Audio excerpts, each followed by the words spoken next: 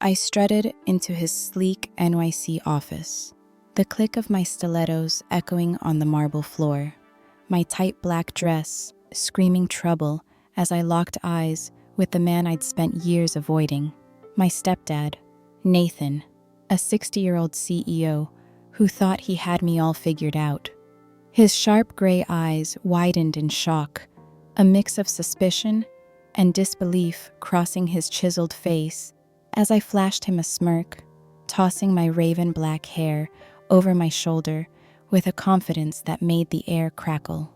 "What the hell are you doing here, Sophia?" he demanded, his voice a low growl, but I could see the way his gaze lingered, betraying the control he tried to hold on to. I'd always called him Daddy, to mess with him, knowing how it got under his skin.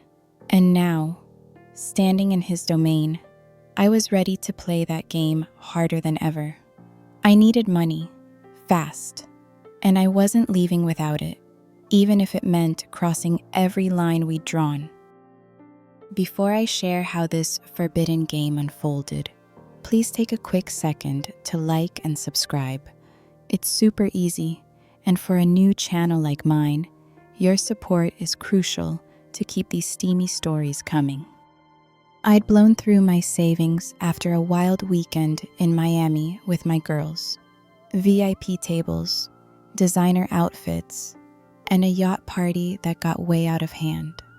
I needed $15,000 to cover my credit card bill before the late fees hit, and I wasn't about to let my mom find out how much I'd messed up. So, I swallowed my pride and headed to Nathan's office, a towering glass building in Manhattan, the kind of place that screamed money and power.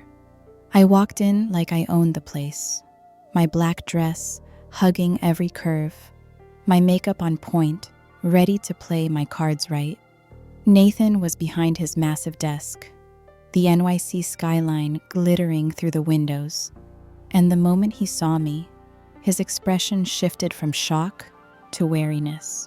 "Sophia, what do you want?" he asked, his tone icy as he set down his pen, leaning back in his chair. I perched on the edge of his desk, crossing my legs slowly, letting my dress ride up just enough to catch his attention. "I need $15,000, I said, my voice smooth, playful.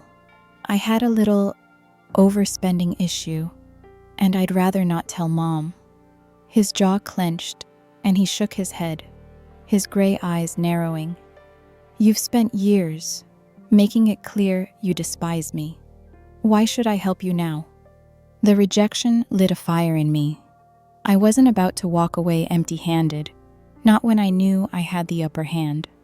I slid off the desk, sauntering around to his side, my fingers brushing his shoulder as I leaned in close, my breath warm against his ear.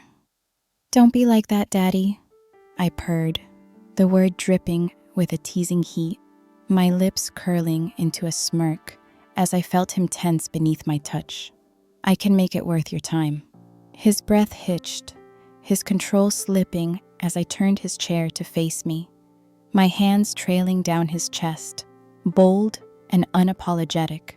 I locked the office door with a soft click, the sound amplifying the tension. Nathan's eyes narrowed, his voice low and strained. "What are you doing, Sophia?"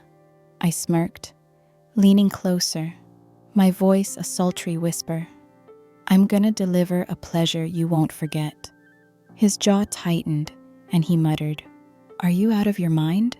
But his gray eyes betrayed him, darkening with a hunger that screamed how much he wanted this, his hands gripping the chair as if to hold himself back.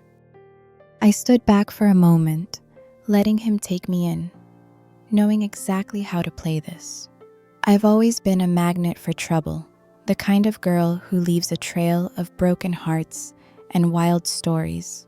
Just last month, I'd snuck into an exclusive rooftop party in Soho, flirting my way past security in a dress that left little to the imagination. By the end of the night, I had the DJ wrapped around my finger, spinning my favorite tracks while I danced under the stars, the crowd watching in awe as I moved with a reckless, lustful energy that made the air electric. I thrive on that rush, the power of knowing every eye is on me. And now, in Nathan's office, I turn that same energy on him, my hips swaying slightly as I let my fingers play with the neckline of my dress, my green eyes locked on his, daring him to look away. Nathan's gaze flickered, a storm brewing behind his controlled facade. He'd built this empire with iron discipline, but I knew there were cracks.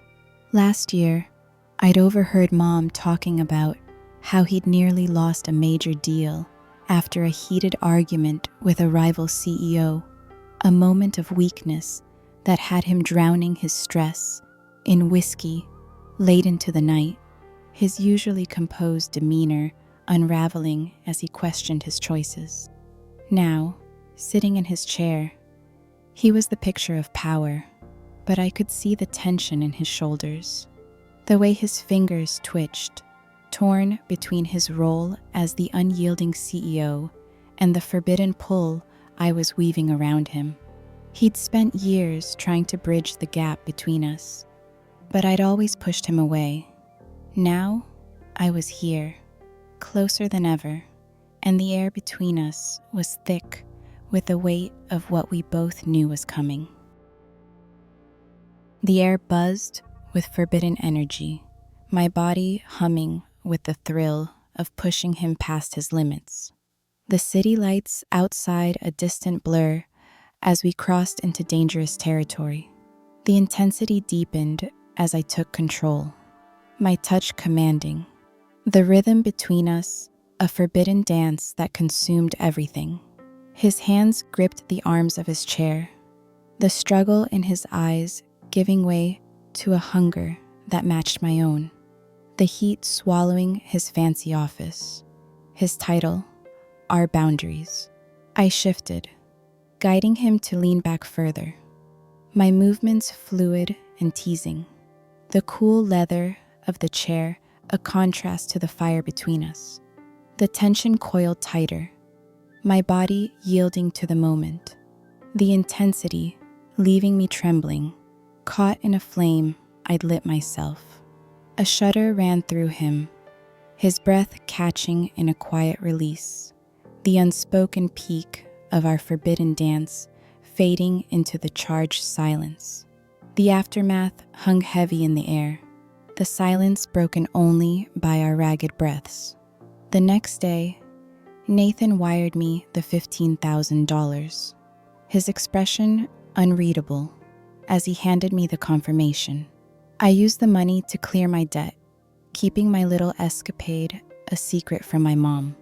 Over the next few weeks, I kept my distance from Nathan, the memory of that night a dangerous thrill I'd never forget. It taught me just how far I could push to get what I want, and how good it felt to win. Did this fiery tale leave you breathless? Ever played a risky game to get your way? Share in the comments, I read them all.